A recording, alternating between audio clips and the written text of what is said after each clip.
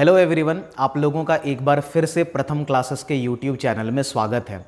आज हम लोग जो है बिहार एसएससी 10+2 का जो सीरीज़ हमारा चल रहा है पीवाईक्यू का, उसी को आगे बढ़ाएंगे। और आज हम लोग क्या करेंगे, तो आज हम लोग जैसा कि आप देख रहे हैं 8 दिसंबर 2018 का जो शिफ्ट 2 हुआ था उसके क्वेश्चन को हम लोग डिस्कस करेंगे।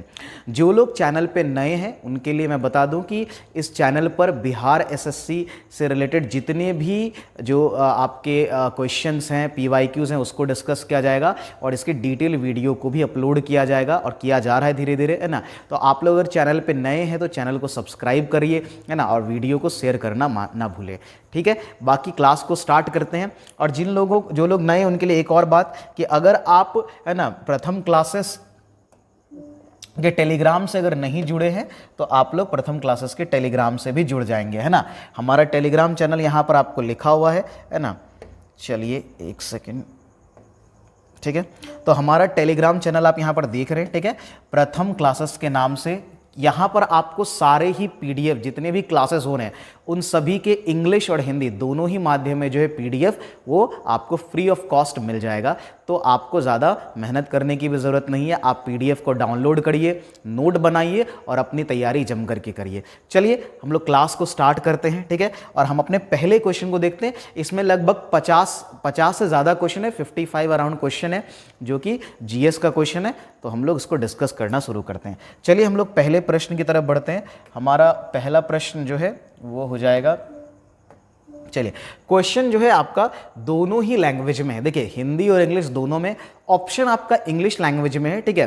बट ऑब्वियसली मैं चूंकि हिंदी में बहुत ज़्यादा बातें करता हूं तो आपको कहीं कन्फ्यूज़न नहीं होगा और इंग्लिश माध्यम के बच्चों को भी नहीं होगा। जहां मुझे ज़रूरत होगी, मुझे लगेगा कि आपको इंग्लिश में ये चीज़ बता दी जाए, मैं वो बता दूंगा। तो आप ये सब के लिए फ्री रहिए। चलिए सीधा क्वेश्चन शुरू करते हैं।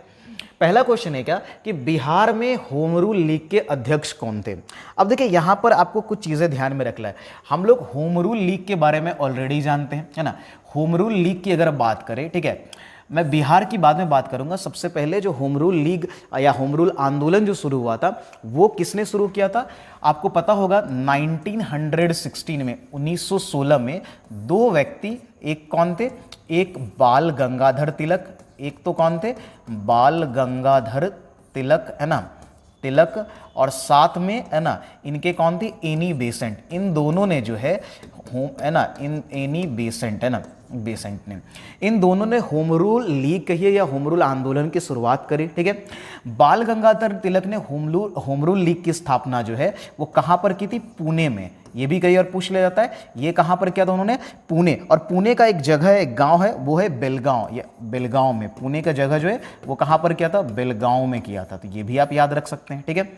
एनी बेसेंट ने जो है होम रूल लीग की स्थापना कहां पर की थी, इन्होंने मद्रास में की थी। एनी बेसेंट से रिलेटेड आप ये भी याद रख सकते हैं, जो हमारे यहाँ थियोसॉफिकल सोसाइटी है, ठीक है, उसकी स्थापना भी जो है वो एनी बेसेंट ने ही की थी। तो आप एनी बेसेंट के बारे में ये भी याद रख सकते हैं, ठीक है। चलिए आगे बढ़ते हैं। अब सवाल यहां है कि बिहार में होम रूल लीग के अध्यक्ष कौन थे। देखिए सबसे पहले ये समझिए कि बिहार में होम रूल लीग की अगर बात करें तो ये भी 1916 में ही हुआ था, ठीक है। और ये फेब 1916 की बात है, फरवरी 1916 में हुआ था, ठीक है, ये ध्यान में रहेगा।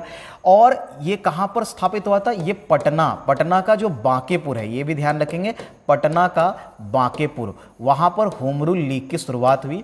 और उसके अध्यक्ष जो बनाए गए थे वो मौलाना मजरूल हक को बनाया गया था। तो ये आप ध्यान में रखेंगे, किनको बनाया गया था, मौलाना मजरूल हक को बनाया गया था, ये आप ध्यान में रखेंगे। यहां पर, है ना, जनकधारी प्रसाद का नाम भी है, ये भी नाम आप ध्यान में रख सकते हैं, मैं ये भी नाम बता दे रहा हूं। देखिए जनकधारी प्रसाद कौन थे, ठीक है, इन्होंने मुजफ्फरपुर में होम रूल लीग की स्थापना की थी। तो जो लोग बिहार के एग्जाम की तैयारी कर रहे हैं उनके लिए तो खैर ये इंपॉर्टेंट क्वेश्चन है, ठीक है। मुजफ्फरपुर,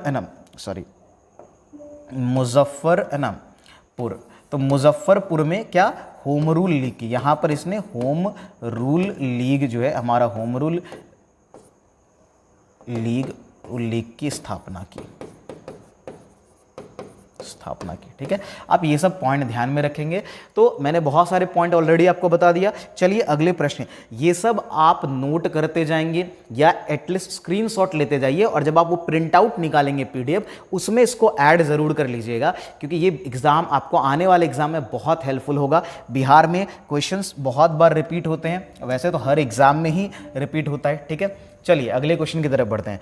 क्वेश्चन नंबर 2 हमारा क्या है, नेशनल इंस्टीट्यूट ऑफ इम्यूनोलॉजी कहाँ स्थित है। देखिए एक्चुअली क्या होता है कि हमारे यहाँ जो इंपॉर्टेंट संस्थान है उससे संबंधित कई सारे क्वेश्चन पूछे जाते हैं, उसकी एक लिस्ट है जो आपको याद रखना चाहिए। ठीक है, जैसे भारतीय पेट्रोलियम संस्थान पूछ लिया जाता है आपको, है ना, भारतीय वन्य जीव संस्थान पूछ लिया जाता है। ठीक है, गन्ना रिसर्च सेंटर आपसे पूछ लेगा, मलेरिया रिसर्च सेंटर आपसे पूछ लेगा। तो ये सब आपको पता होना चाहिए, है ना। मैं इसका एक लिस्ट भी प्रोवाइड कर दूंगा आपको बहुत जल्दी टेलीग्राम पे। ठीक है, वहां से आप इसको याद कर सकते हैं। ठीक है, चलिए यहां इसका आंसर देखते हैं। तो यहां पर पूछा है कि नेशनल इंस्टीट्यूट ऑफ इम्यूनोलॉजी की अगर मैं बात करूं तो देखिए इसका जो ये इसका हेडक्वार्टर जो है, बोले या ये कहिए ये कहां पर है, तो वो न्यू दिल्ली में। ये कहां पर है आपका, न्यू दिल्ली में। और ये कब बना था, 1981 में, 1981 में बना था ये national institute of immunology. Delhi में जैसे हमने कहा कि एम्स भी है, आप जानते हैं। उसके अलावा इस जो अखिल भारतीय आयुर्विज्ञान संस्था, उसी एम्स को कहते हैं। इसके अलावा नेशनल मलेरिया सेंटर भी दिल्ली में। तो कई सारे संस्थान हैं, ठीक है, जो आपको याद रखने हैं। और इसमें आप देखिएगा यहाँ इवन दरोगा के एग्जाम, बिहार के लगभग सारे एग्जाम में इंस्टीट्यूट इंपॉर्टेंट हो जाता है। वैसे तो जो आपका सेंट्रल एसएससी का एग्जाम है वहाँ भी इससे क्वेश्चन पूछा जाता है, तो आपको याद रख लेना है। ठीक है, चलिए आगे बढ़ते हैं, अगले प्रश्न की तरफ हम बढ़ते हैं, है ना। अगेन प्रीवियस ईयर से आपको टाइप समझना है ना, कि क्या आपके एग्जाम में पूछा जाता है। जैसे अब इस क्वेश्चन को देखिए, यहां से आपको समझ में आएगा कि आपको राजधानी ये देश और उसकी राजधानी और उसकी करेंसी पूछी जाती है ना। आपने बिहार एसएससी के प्रीवियस क्लासेस में अगर आपने नहीं देखा है तो आप जरूर जाकर के देखिए। 2017 का और 2018 के भी क्वेश्चन अपलोड है। ये 2018 दूसरा शिफ्ट चल रहा है। ठीक है, खैर, तो यहां पर क्वेश्चन क्या है, मोरक्को की राजधानी कहां है। देखिए मोरक्को की अगर राजधानी की बात करें तो ये तो आपका क्या है, रबात है। क्या है, रबात। आपसे मुद्रा भी पूछ सकता है। मोरक्को की अगर मैं मुद्रा की बात करूं, ठीक है, मुद्रा की बात करूं तो ये क्या है, मोरक्कन दिरहम है। ठीक है, मोरक्कन दिरहम है। अब आप लोगों के लिए एक क्वेश्चन है कि दिरहम और कहां की मुद्रा है, आप बताइएगा कमेंट बॉक्स में। चलिए अगले प्रश्न की तरफ बढ़ते हैं। हमारा अगला सवाल हो जाएगा क्वेश्चन नंबर 4। ठीक है, क्वेश्चन नंबर 4 में कह रहा है कि सुपर सीरीज कोरिया ओपन महिला वर्ग, थोड़ा क्वेश्चन गड़बड़ हो गया है, का जो खिताब है, बैडमिंटन का खिताब है, 2017 किसने जीता था। सवाल ये है, ठीक है, कि जो super series Korea open badminton tournament है उसका 2017 का खिताब किसने जीता। देखिए ये पहली बार जीता था। ये क्वेश्चन भले 2017 का बट इंपॉर्टेंट हो सकता है। क्यों, क्योंकि ये पहली बार जीता था कोरिया ओपन, किसी जो ये super series Korea open badminton है, ये पहली बार किसी भारतीय ने, पीवी सिंधु ने जीता था 2017 में। लेकिन अभी आपको ये याद रखना है 2023 का भी ये कोरिया ओपन हो गया है, और इसमें, है ना, किसने मेडल जीता है, भारतीय आपको याद रखने खास करके। तो भारतीय की बात करें तो पहली बार जो हमारा, है ना, मेंस डबल है ना, मेंस डबल, जो मेंस डबल, और बहुत फेमस अभी ये है ना, ये दो लोग जो हैं इन्होंने बहुत सारे मेडल अभी जीते हैं, मेंस डबल। ठीक है, एक तरफ जैसे आप, है ना, नीरज चोपड़ा को देख रहे हैं, वैसे ही मेंस डबल में ये दो जो हैं, इन दोनों की जोड़ी बहुत प्रसिद्ध है। एक कौन सा है ना, सात्विक साईराज। ये जो जोड़ी है वो है सात्विक साईराज, है ना, साईराज। इनका नाम आप एकदम याद रख लीजिए, बहुत सारे एग्जाम में आपको दिखेगा। अब प्लस सात्विक साईराज के है, और यह चिराग शेट्टी, है ना, इन दोनों की जोड़ी है चिराग शेट्टी की जोड़ी। ठीक है, तो इनको ध्यान में रखेंगे।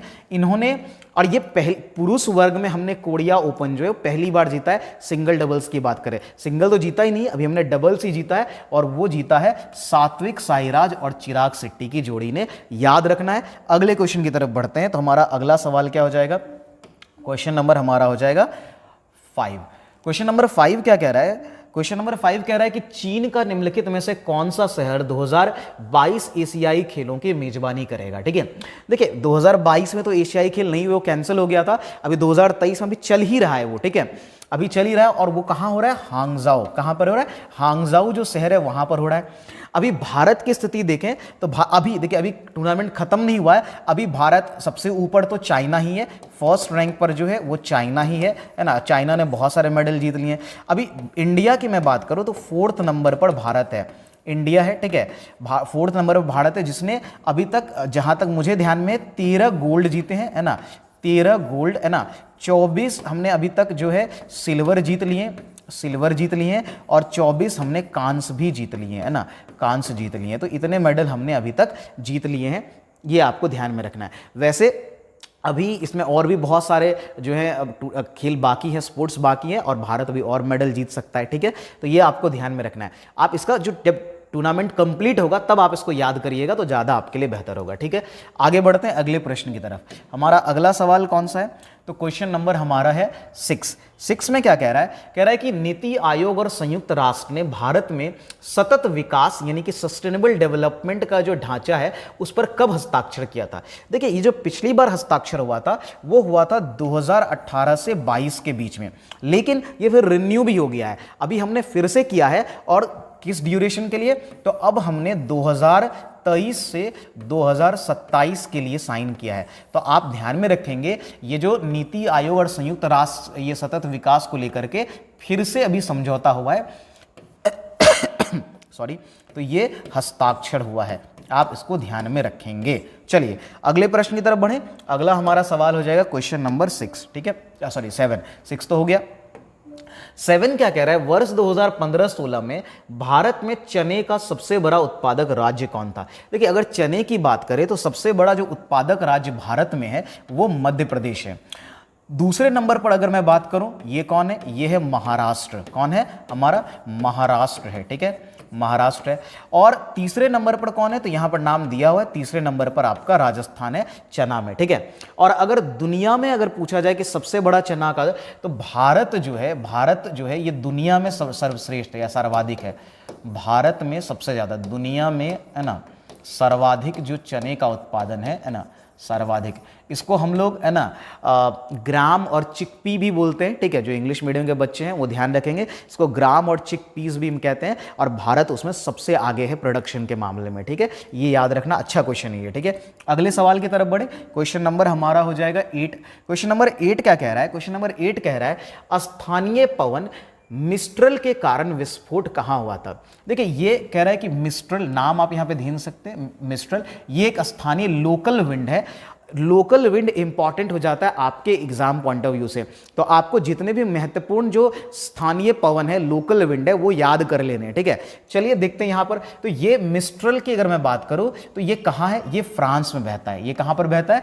फ्रांस में। आप ये ध्यान में रखेंगे कि ये जो है, अगर मैं मिस्ट्रल की बात करूँ, देखिए ये एक ठंडी, है ना, ये एक कोल्ड करंट है जिसको ठंडी, है ना, ठंडी, और इसको ठंडी, और आप क्या बोल सकते हैं, ये उत्तर पश्चिमी हवा है। तो आप इसको ठंडी प्लस ध्यान में रख सकते हैं, उत्तर पश्चिमी हवा है।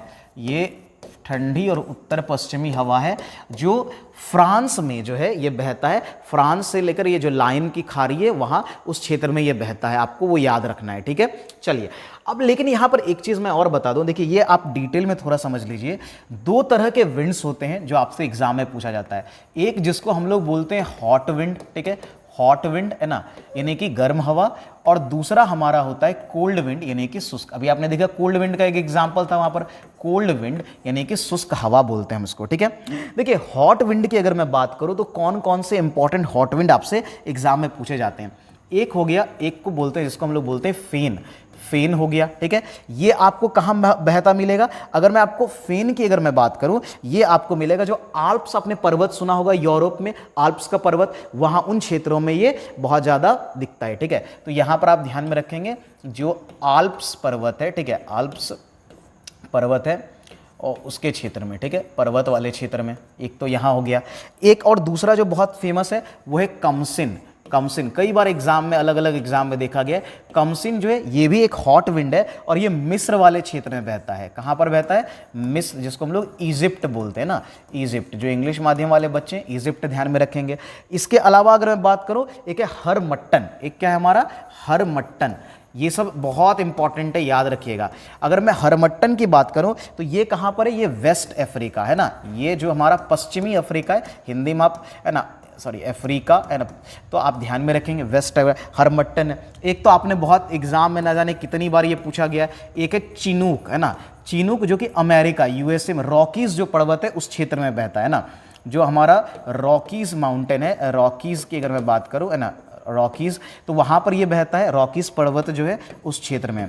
अच्छा, इसको एक और नाम दिया गया है, ठीक है, इसको क्या कहा जाता है, स्नो ईटर। आपसे कभी ये भी पूछ सकता है कि कौन सी जो हवा है, गर्म हवा या हॉट विंड, जिसको स्नो ईटर कहते हैं, ठीक है, तो ये चिनूक को ही कहा जाता है, स्नो ईटर कहा जाता है। क्या कहा जाता है, स्नो ईटर कहा जाता है। इसके अलावा भी कुछ नाम है, अगर मैं हॉट विंड में अगर आपको कुछ और नाम बताऊं तो एक कारा बुरान भी है, ठीक है, ये हॉट विंड में ही आता है। यहाँ पर मैं लिख देता हूँ कारा बुरान, ठीक है, ये सब बहुत इंपॉर्टेंट है भाई, ये तो जरूर ये सब याद होना चाहिए। कारा बुरान आपको मध्य एशिया में बहुत फेमस है, तो मध्य एशिया, ठीक है, कहाँ पर आपका है, मध्य एशिया में, ये आपको ध्यान में रखना है। तो ये कुछ हॉट विंड है जो इंपॉर्टेंट हॉट विंड है। अब कोल्ड विंड की बात कर लेते हैं। एक तो आपने मिस्ट्रल देख ही लिया, इसके अलावा अगर मैं कोल्ड विंड की बात करूं तो कुछ जो फेमस है, एक तो है 22, है ना, एक हमारा क्या है, एक 22 नाम से कोल्ड विंड होता है। एक आपका है बोड़ा, अच्छा मैं जगह भी बताते चलता हूं, तो एक तो 22 है। 22 कहाँ बहती है, ये आपको जो है इटली, स्विट्जरलैंड, इन सब वाले क्षेत्र में। तो कौन से क्षेत्र में, जो आपका फ्रांस, इटली और स्विट्जरलैंड का क्षेत्र है, फ्रांस है ना, इटली और है ना, मैं शॉर्ट में स्विट्जरलैंड लिख देता हूँ, स्विट्जरलैंड के क्षेत्र में। बोरा अगर आप बात करें, बोरा कहाँ बहती है, तो ये हंगरी है ना, हंगरी और इटली वाले जो क्षेत्र है वहाँ पर बहती है, ठीक है, ये हमारा हो गया बोड़ा, याद रहेगा, ठीक है। अच्छा आगे और देखिए और क्या क्या है, एक आपको ब्लिजार्ड भी याद रखना है ना, ब्लिजार्ड की अगर मैं बात करूं तो ब्लिजार्ड भी इंपॉर्टेंट है, और ये आपको दिखेगा टुंड्रा रीजन में, है ना, आपने अगर ज्योग्राफी पढ़ी है तो आपको टुंड्रा क्षेत्र पता होगा, तो टुंड्रा क्षेत्र में ये बहता है। उसके अलावा एक जो है आपका है ना, क्या पुरगा बोलते हैं उसको, सॉरी पुरगा, क्या बोलते हैं हम लोग उसको, पुरगा, रूस में देखने को मिलेगा आपको, रूस जो है वहां पर आपको पुरगा, ये भी एक कोल्ड विंड है। इसके अलावा लेवेंटर भी देखने को मिलता है, लेवेंटर है ना, लेवेंटर भी आप याद रखेंगे, ये भी एग्जाम में पूछा गया है। लेवेंटर कहां पर है, वो ये स्विट्जरलैंड वाले एरिया, सॉरी ये स्पेन वाले में, लेवेंटर कहां पर है, ये स्पेन वाले एरिया में, ठीक है। तो ये सब कुछ इंपॉर्टेंट कोल्ड विंड है जो आपको याद है। एक बार फिर से देख लीजिए, आपको विंड जो है वो हॉट विंड, गर्म, और जो कोल्ड विंड यानी शुष्क हवा के बारे में पूछा जाता है। हॉट में फेन, कमसिन, हरमट्टन, चिनुक, ये सब हो गया, काराबुरान हो गया। कोल्ड में आपसे 22 है ना, बोड़ा, ब्लिजार्ड, पुरगा, लेवेंटर, ये सब पूछा जाता है, जो बहुत बहुत इंपॉर्टेंट है, एग्जाम पॉइंट ऑफ व्यू से याद रखिएगा। चलिए अगले प्रश्न की तरफ बढ़ते हैं, हम लोगों ने इसको ऑलरेडी बहुत डिटेल में देख लिया है ना। क्वेश्चन नंबर हमारा हो जाएगा 7 हो गया 8, ठीक है। 8 भी, ये भी एक, अब देखिए अगेन मैंने जैसा कहा कि हर क्वेश्चन आपको ये बताएगा कि आपको कौन सा टॉपिक एग्जाम में पढ़ करके जाना है, ठीक है, कौन सा तैयार रखना। अब जैसे इस क्वेश्चन को देखिए, क्वेश्चन क्या है, भारत में हेरोड-डॉमर मॉडल विकास जो है वो किस पंचवर्षीय योजना पर आधारित है। यानी कि पंचवर्षीय योजना बहुत इंपॉर्टेंट हो जाता है ना। हम सब जानते हैं कि भारत में पंचवर्षीय योजना की शुरुआत जो है वो योजना आयोग द्वारा की गई थी, ठीक है। देखिए अगर मैं पंचवर्षीय योजना की अगर बात करूं तो इसकी शुरुआत जो है, शुरुआत की गई थी, है ना, शुरुआत किसके द्वारा की गई थी, योजना आयोग, योजना आयोग, अब तो नहीं है, अब उसके जगह नीति आयोग आ गया है ना। तो योजना आयोग बना था 15 मार्च, ये भी कई बार पूछा गया है, 1950 को बना है। शुरुआत हुई, पहला जो पंचवर्षीय योजना आया था ये आया था 1951 से 1956 इसमें आया था, ठीक है। और ये पहली पंचवर्षीय योजना को ही हेरोड-डॉमर मॉडल कहा गया था, ठीक है। तो यहां पर हमारा क्या हो जाएगा, फर्स्ट पंचवर्षीय योजना को हेरोड-डॉमर मॉडल कहा गया था, ठीक है। इसमें एक और भी बहुत बार पूछा जाता है, पीसी महालनोबिस जो सेकंड 5 ईयर प्लान है उसको क्या कहा जाता है, इसको पीसी महालनोबिस, इसको हम लोग क्या बोलते हैं, पीसी महाल है ना, नोबिस जो है, नोबिस ये भी बोलते हैं। ये सब आपको कुछ कुछ ध्यान में रहना चाहिए, ठीक है। देखिए आप पंचवर्षीय योजना को डिटेल में जरूर पढ़ करके जाइए, मेरा यही सजेशन आपके लिए, एग्जाम में क्वेश्चंस आपको जरूर देखने को मिलेंगे। देखिए टोटल आपको पता है कि कुल जो है 12 पंचवर्षीय योजना आई, जिसमें 12वां तो अधूरा रह गया था। टोटल 12 पंचवर्षीय, मैं इसकी अलग से एक वीडियो भी आपके लिए लेके आऊंगा, है ना, पंचवर्षीय योजना। उम्मीद है कि मैं इसको कल रिकॉर्ड कर दूंगा आपके लिए, ठीक है। तो आप जरूर चैनल से जुड़े रहिए, ठीक है। 12 पंचवर्षीय योजना, देखिए 1951-56 में आया, 56 से 61 आपका चला, फिर 61 से 66 चला, 3 लगातार चला, फिर 66 से 69, चूंकि उस समय भारत पाकिस्तान का भी युद्ध हुआ था और भारत चाइना का युद्ध हुआ था, जिसके कारण ये रोक देगा। इसको योजना अवकाश वाला भी पीरियड कहा जाता है, ठीक है। यहाँ पर जो 66 से 69 है वो योजना अवकाश रहा, फिर 69 से 74 आया चौथा आपका, फिर 74 से 78 आया आपका पांचवा, फिर 78 से 80 जो है फिर वार्षिक योजना चलाई गई, ठीक है। फिर 80 से आपका 85 आया, 85 से फिर आपका 90 आया, फिर 90 से 92, है ना, क्योंकि वो आर्थिक वो जो है मंदी का पीरियड चल रहा था, ठीक है। आपको पता है कि 1991 में बहुत सारे चेंजेस आए तो वो बंद रहा, ठीक है। फिर आपका 92 से 97, 97 से 2002, 2002 से 2007, 2007 से 2012 जो आपका आखिरी 12वां था। ये सब आपको याद होने चाहिए, ठीक है, जिस तरह से मुझे याद है ना, तो आपको ये डिटेल्स आपको पता होने चाहिए। क्लियर है, ठीक है। मैं आपकी अगेन आपके लिए एक डिटेल वीडियो और उसमें क्या क्या इंपॉर्टेंट पॉइंट है वो भी आपको जानना पड़ेगा, तो वो मैं जरूर आपके लिए लेकर आऊंगा, ठीक है। आप चैनल से जुड़े रहिए, सपोर्ट करिए थोड़ा सा, आप वीडियो को शेयर करिए, ये बहुत बड़ी चीज़ है हमारे लिए, ठीक है। ये आप जितना करेंगे मैं आपको विश्वास दिलाता हूं, बिहार एसएससी, बिहार दरोगा और बाकी जितने भी कॉम्पिटिटिव एग्जाम है, जीएस आपका नहीं छूटेगा, है ना। बस आप 3-4 महीने स्टेबल होकर के मेरे साथ पढ़िए, है ना, रोज वीडियो देखिए। बहुत जल्दी मैं सारे लाइव क्लास भी, दिन में 3-4 क्लास भी लेना स्टार्ट कर दूंगा, ठीक है। चलिए आगे बढ़ते हैं। खैर, तो ये आपको ध्यान में रखना है। आगे बढ़ते हैं अगले क्वेश्चन की तरफ। क्वेश्चन नंबर हमारा हो जाएगा 9 तो हो गया, 10 कह रहा है क्या कि इंडिया ऑफ माय ड्रीम्स पुस्तक किनकी है। देखिए पुस्तक, अगेन अब ये किताब इंपॉर्टेंट टॉपिक हो जाता है। कुछ लोगों के किताब आपको बार बार पूछे जाते हैं, ये बहुत पुराने। देखिए एक तो आपको बुक्स में करंट पूछा जाता है, वो तो आपको याद करना ही है, बट बुक्स की कैटेगरी में जो हमारे फ्रीडम फाइटर्स या कोई महान व्यक्ति था जिन्होंने लिखा, या उनको कोई विशेष कोई नोबेल प्राइज या कुछ भी कोई बड़ा जैसे बुकर प्राइज, है ना, इंटरनेशनल बुकर प्राइज सब मिला, तो ऐसे किताब जरूर आपको एग्जाम में देखने को मिलते हैं। मैंने बुकर और मैन बुकर का एक लिस्ट आपको, है ना, शॉर्ट्स वीडियो में ऑलरेडी दे दिया, आप वहां से भी देख लीजिए, ठीक है। और साथ में जो है और इंपॉर्टेंट बुक्स की मैं लिस्ट जो है वो आपको शॉर्ट्स वीडियोस के थ्रू भी देते जाऊंगा, प्लस डिटेल वीडियो में भी हम लोग देखते जाएंगे। फिर यहां बात करते हैं कि इंडिया ऑफ माय ड्रीम्स किताब ये लिखी थी महात्मा गांधी ने। देखिए महात्मा गांधी की अगर कुछ किताब की मैं बात करूं तो आप ये कई बार आप सुन लिया होगा आपने, हिंद स्वराज उनकी एक किताब थी, है ना, जो 1909 में उन्होंने लिखी थी, 1909 में आई थी। उनका खुद का ऑटोबायोग्राफी है माय एक्सपेरिमेंट विद ट्रूथ, है ना, माय एक्सपेरिमेंट विद ट्रूथ, ठीक है, विथ ट्रूथ जो है ये भी किताब है, लगभग आई थिंक 1927 में आई थी, ठीक है। तो ये सब किताब इनके इंपॉर्टेंट है। और यहाँ पर इंडिया ऑफ माय ड्रीम्स यानी मेरे सपनों का भारत किताब जो है वो महात्मा गांधी की किताब है, हिंदी में पूछ सकता है, आप ध्यान में रखिएगा, ठीक है।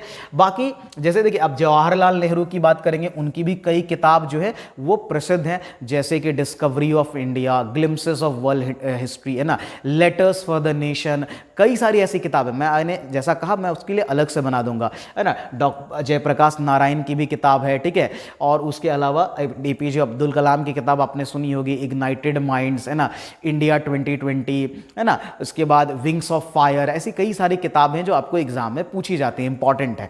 अभी मैं उतना नहीं लिख रहा हूं क्योंकि ऑलरेडी ये आपका पता है पीवाईक्यू वीडियो है, उतना डिटेल में बहुत टाइम ले लेगा लिखने में, मैं आपको अलग से वीडियो बना करके दे दूंगा, है ना, ठीक है। चलिए आगे बढ़ते हैं, अगले क्वेश्चन की तरफ देखते हैं। तो हमारा क्वेश्चन नंबर हो जाएगा 11। अब देखिए ये अभी मैंने जस्ट मैन बुकर की बात कही, द मैन बुकर पुरस्कार 2017 किसने जीता था। देखिए ये जीता था जॉर्ज सॉन्डर्स ने। ये आपके लिए उतना इंपॉर्टेंट नहीं है, इंडियन नहीं है तो इंपॉर्टेंट, आपको इंपॉर्टेंट अगर विदेशी है तो वो करंट सिर्फ इंपॉर्टेंट होगा, ठीक है, और बाकी आपको इंपॉर्टेंट नहीं है। पहले यहां पर एक दो बात क्लियर करते हैं जो कंफ्यूजन बच्चों को रहता है, ठीक है। देखिए मैंने ऑलरेडी शॉर्ट्स भी इस पे बनाया है। एक होता है, एक आप एक पहले समझ लीजिए, एक होता है एक जिसको हम लोग आजकल द बुकर प्राइज कहते हैं। एक तो हम लोग कहते हैं क्या, एक कहते हैं हम लोग बुकर प्राइज, है ना, बुकर प्राइज।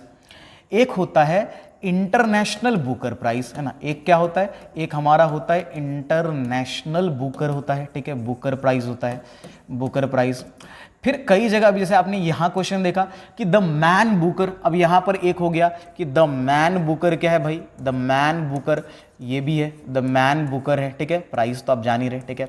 और एक कई बार आपको मिलेगा the International Man Booker Prize, ये भी आपको मिलेगा। एक क्या मिलता है, द इंटरनेशनल, है ना, द इंटरनेशनल, है ना, मैन बुकर प्राइज। तो आखिर ये कौन क्या है, लोगों को बहुत कन्फ्यूजन होता है। एक समय जब मैं बहुत पहले पढ़ा करता था है ना इन सब चीज़ों के बारे में, है ना, तो वहाँ पर मुझे भी ये कन्फ्यूजन होता था, भाई ये 4 अवार्ड है और आप सर्च करिएगा तो आपको सेम ही नाम आएंगे। तो क्या कन्फ्यूजन है यहाँ पर, देखिए बुकर प्राइज जो है इसी को, है ना, इसी को मैन बुकर प्राइज पहले कहा जाता है, अब हम सिर्फ उसको बुकर प्राइज ही कहते हैं, तो यहां कंफ्यूज नहीं होना है। यानी बुकर और मैन बुकर जो है एक ही प्राइज है, एक ही अवार्ड है, ठीक है। उसके बाद इंटरनेशनल बुकर प्राइज और ये जो the International Man Booker Prize है ये भी एक ही प्राइज है, ठीक है, ये दोनों सेम ही है। पहले इसको इंटरनेशनल बोलते थे, मतलब इंटरनेशनल मैन बुकर बोलते थे, अब सिर्फ हमको इसको इंटरनेशनल बुकर प्राइज बोलते हैं। और एक कंफ्यूजन है इन दोनों में, देखिए ये जो है ये आपका 1969 से 1969 से दिया जा रहा है, 1969 से दिया जा रहा है, जबकि ये अवार्ड जो है यानी कि इंटरनेशनल बुकर प्राइज जो है ये 2005 से दिया जा रहा है। तो ये ध्यान रखिएगा, इसमें डिफरेंस है। एक और बहुत इंपॉर्टेंट की डिफरेंस है, जो आपका बुकर प्राइज है वो इंग्लिश में लिखे गए, है ना, जो वर्क्स हैं या नॉवेल हैं उसको दिया जाता है, यानी कि ये जो है इंग्लिश में लिखे, है ना, ये इंग्लिश में लिखे कार्यों के लिए, है ना, लिखे कार्य मतलब जो इंग्लिश में ही छपा हो, लिखा गया हो, उसके लिए दिया जाता है। जबकि ये अवार्ड जो है वो इंग्लिश में ट्रांसलेटेड, है ना, यानी कि कोई भी इंटरनेशनल लैंग्वेज में, भाषा में, अंतर्राष्ट्रीय भाषा में लिखा गया और फिर वो इंग्लिश में ट्रांसलेट हुआ, ठीक है, इंग्लिश में, है ना, अनुवादित, जिसको हम लोग बोलते हैं अनुवादित या ट्रांसलेटेड जो होता है अनुवादित, उसके लिए दिया जाता है, ठीक है।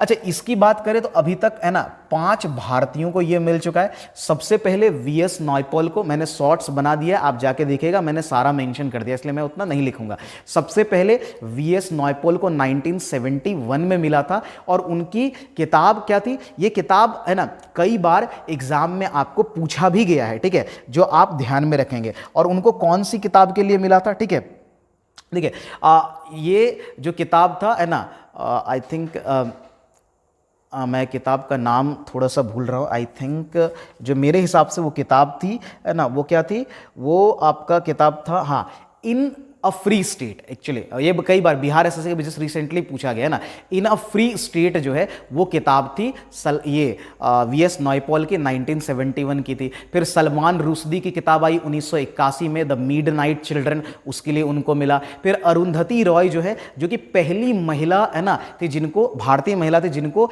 ये बुकर प्राइज मिला, ठीक है, और वो उनको मिला था the God of small thing नाम से किताब जो है उसके लिए, है ना। फिर किरण देसाई, उनको 2000, इससे क्वेश्चन भी अभी आगे आप पढ़िएगा, किरण देसाई को 2006 में दिया गया द इनहेरिटेंस ऑफ लॉस किताब के लिए दिया गया।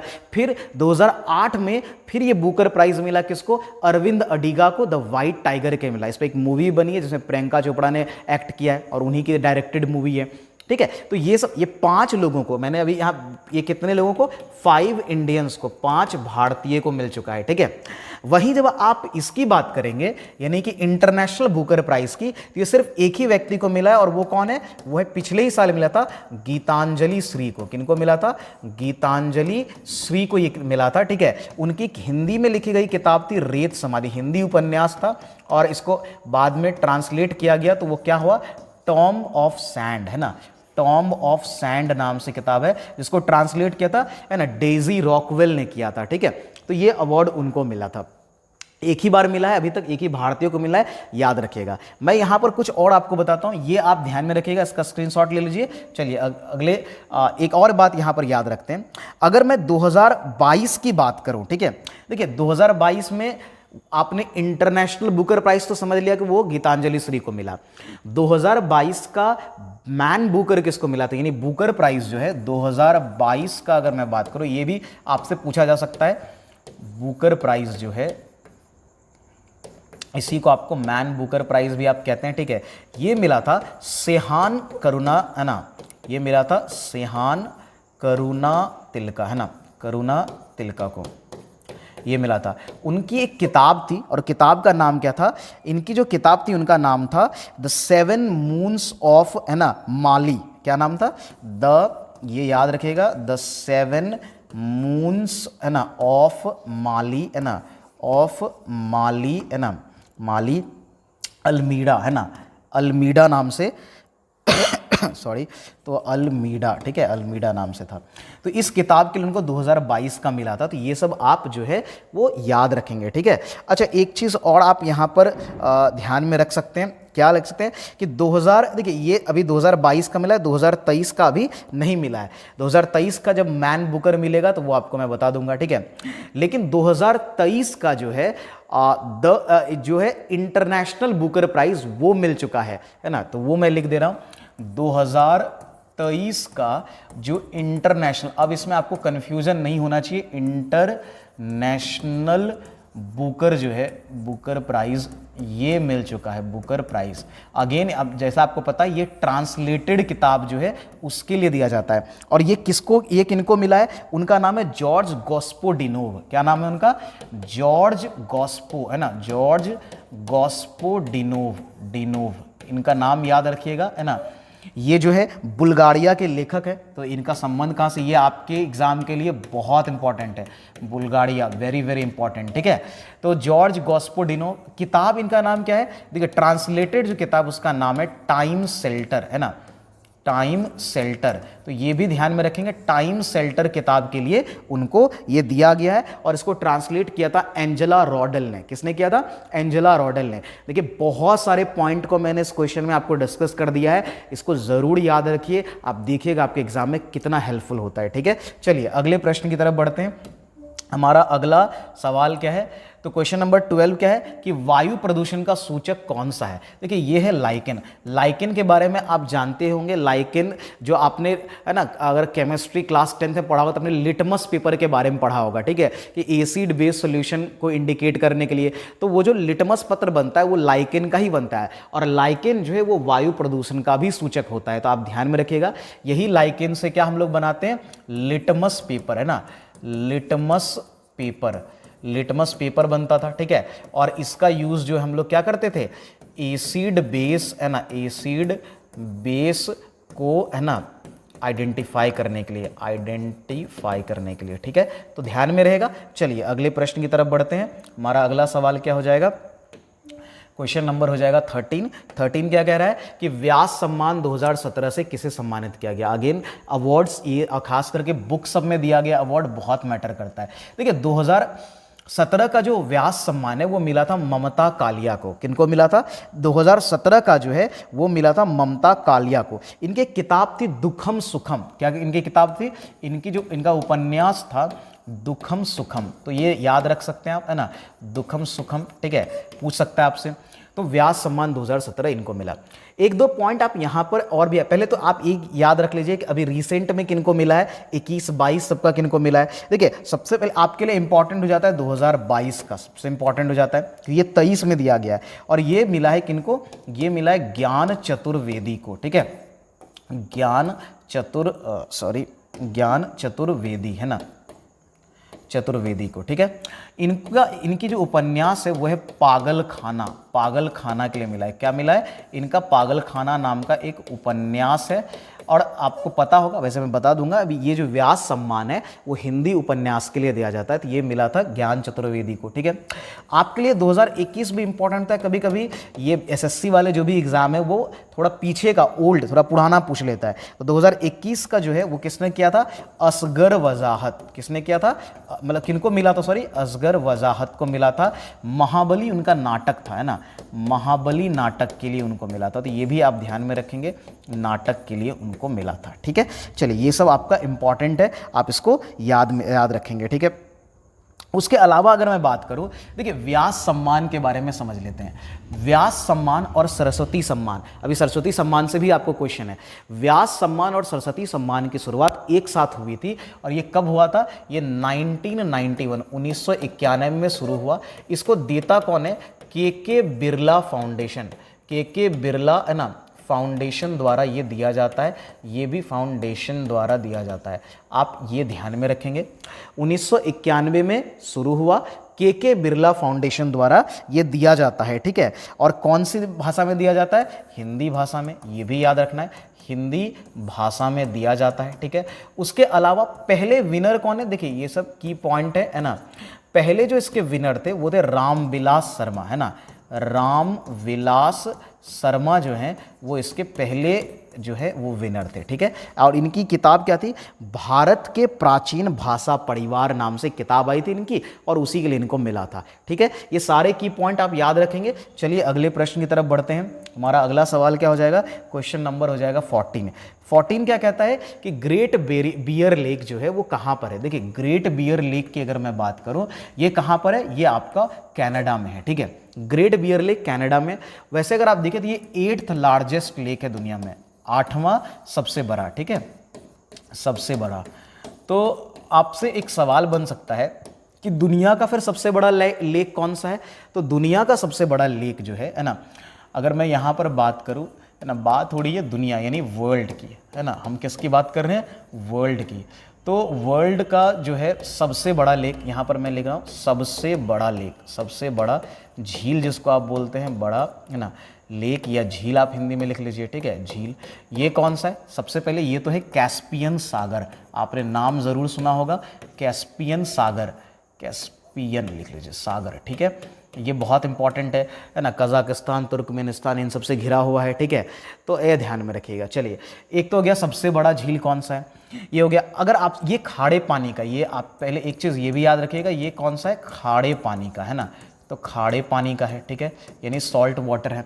अगर आपसे पूछ ले मीठे पानी का, अगर हमसे क्या पूछ ले, मीठे पानी का, ठीक है, सबसे बड़ा झील, दुनिया की बात हो रही है, तो ये हो जाएगा लेक सुपीरियर। ये कौन सा हो जाएगा, ये हो जाएगा लेक सुपीरियर, सुपीरियर। और ये कहाँ पर है आपको पता होगा, ये यूएसए, है ना, ये आपको कहाँ पर है, तो ये यूएसए और कनाडा के बीच में है, ठीक है, कनाडा के बीच में है, ठीक है, कनाडा, तो आप ध्यान में रखेंगे, ठीक है।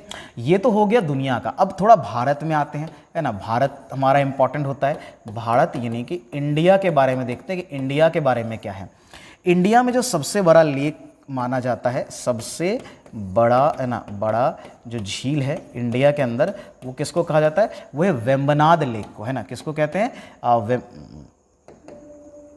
वो है वेम्बनाड, है ना, वेम्बनाड झील जो है वो केरल में है, केरल में, तो इसको कहा जाता है।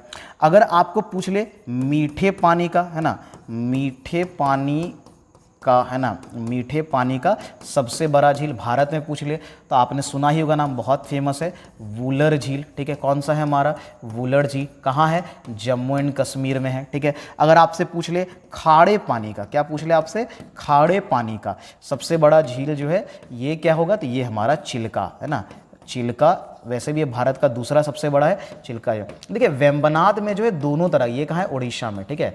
और वेम्बनाड में दोनों तरह का है, मतलब कि उसमें खाड़ा और जो है आपका मीठा पानी दोनों है, इसलिए उसको इस कैटेगरी में नहीं रखा गया। तो ध्यान रखेंगे, भारत में सबसे बड़ा झील वेम्बनाड है केरल में, मीठे पानी का सबसे बड़ा वुलर है जम्मू कश्मीर, खाड़े पानी का सबसे बड़ा चिल्का झील है उड़ीसा में। सारे इंपॉर्टेंट है, इन सबको याद रखिए, आपको बहुत फायदा होगा। चलिए अगले सवाल की तरफ बढ़ते हैं। क्वेश्चन नंबर 15, क्वेश्चन नंबर 15 कह रहा है 2017 में फीफा अंडर 17 विश्व कप किस देश ने जीता। 2017 की बात हो रही है। देखिए 2017 का जीता था इंग्लैंड ने। ये पुरुष वाली बात हो रही है। देखिए ये महिला पुरुष दोनों का होता है, ये पुरुष का है, ठीक है, पुरुष का। फिर है ना, देखिए 2019 में हुआ, ठीक है, पुरुष का ही अगर मैं बात करूं, देखिए ये फीफा अंडर 17 की बात है, ये हर 2 साल में आयोजित होता है। 2019 में जब हुआ था तो वो जीता था ब्राज़ील ने। किसने जीता था, ब्राज़ील ने। अभी 2021 में होना था, नहीं हुआ, 22 में भी नहीं हुआ, अब 2023 में होगा। ये मैं अगेन बोल रहा हूँ पुरुष का, आप देखिए लिखा हुआ, ये फीफा अंडर 17 विश्व कप की बात हो रही है और मैंने नीचे लिख दिया पुरुष का, ठीक है। 2023 अभी इंडोनेशिया में होगा, तो ये याद रखिए इंडोनेशिया में होगा। ये एकदम इंपॉर्टेंट पॉइंट है, याद रखिएगा, ठीक है। अच्छा, महिला का भी होता है, ये फीफा अंडर 17 जो है वो महिला का भी होता है, ठीक है। महिला की अगर बात करें तो अभी 2022 में, पिछले साल 2022 में जो है वो भारत में ही आयोजित हुआ, भारत में आयोजन हुआ। कहाँ हुआ, भारत में आयोजन हुआ। सबसे पहले तो ये ध्यान में रखेंगे कि 2022 का जो है महिला अंडर, है ना, 17 वर्ल्ड कप का आयोजन कहाँ हुआ, भारत में हुआ। जीता कौन, जो विनर था, ठीक है, देखिए विनर जो है वो था हमारा स्पेन। कौन था, स्पेन। स्पेन जो है विनर था, किसको हरा के, कोलंबिया को हरा करके, ठीक है। और अभी 2022 में हुआ है, तो 2024 में कहाँ होगा, अगेन ये महिला की बात हो रही है, ये होगा आई थिंक सॉरी ये कहाँ पर होगा, ये होगा आपका, हाँ, डोमिनिकन रिपब्लिक में, डोमिनिकन रिपब्लिक, ठीक है, ये यहाँ पर होगा। चलिए, रिपब्लिक। देखिए ये सब बहुत की पॉइंट्स हैं जो आपको याद रहने चाहिए, करंट अफेयर्स के लिए बहुत बहुत इंपॉर्टेंट पॉइंट है। अगले सवाल की तरफ बढ़ते हैं, आप इसको स्क्रीनशॉट इसका लेते चले जाइए। अगले सवाल की तरफ बढ़ते हैं। नंबर हमारा है 16, कह रहे बिहार सरकार द्वारा शुरू की गई हर घर बिजली योजना। देखिए बिहार सरकार ने हर घर बिजली योजना की शुरुआत नवंबर 2016 में किया था। ये जो है 7 निश्चय योजना का पार्ट था, ठीक है, 7 निश्चय। अब आपको पता होगा 7 निश्चय योजना, ठीक है, योजना की शुरुआत हुई थी बिहार में। अभी इसका पार्ट 2 चल रहा है ना, तो पार्ट 2 चल रहा है, ठीक है। 7 निश्चय योजना का हमारा क्या चल रहा है, अभी ये पार्ट 2 चल रहा है। इसमें क्या क्या है, जैसे युवा शक्ति, बिहार की प्रगति, है ना, सशक्त महिला, समृद्ध महिला, इस तरह से जो है आपका, है ना, हर घर खेत का पानी, ये पार्ट 2 की बात बना, हर खेत सिंचाई का पानी, है ना, इस तरह से स्वस्थ गांव, समृद्ध गांव, है ना, स्वच्छ शहर, समृद्ध शहर, विकसित शहर, इस तरीके से जो है आपका अलग अलग है। आपको 7 निश्चय योजना जरूर देख लीजिए, एग्जाम के लिए इंपॉर्टेंट, बिहार के एग्जाम के लिए बहुत इंपॉर्टेंट है, ठीक है। आगे बढ़ते हैं। अगला सवाल हमारा क्या हो जाएगा, क्वेश्चन नंबर हो जाएगा 17 क्या कह रहा है कि द इनहेरिटेंस ऑफ लॉस पुस्तक में, जस्ट मैंने बताया था इसकी लेखिका किरण देसाई है। 2006 में इनको जो है क्या बुकर प्राइज मिला था। ध्यान रहे, इंटरनेशनल बुकर सिर्फ एक व्यक्ति को मिला है, गीतांजलि श्री को, और बुकर प्राइज जो है वो 5 भारतीय को मिल चुका है। वीएस नॉयपॉल, है ना, उसके अलावा सलमान रुश्दी, अरुंधति रॉय, किरण देसाई और अरविंद अडिगा, ठीक है, ध्यान रहे। चलिए आगे बढ़ते हैं।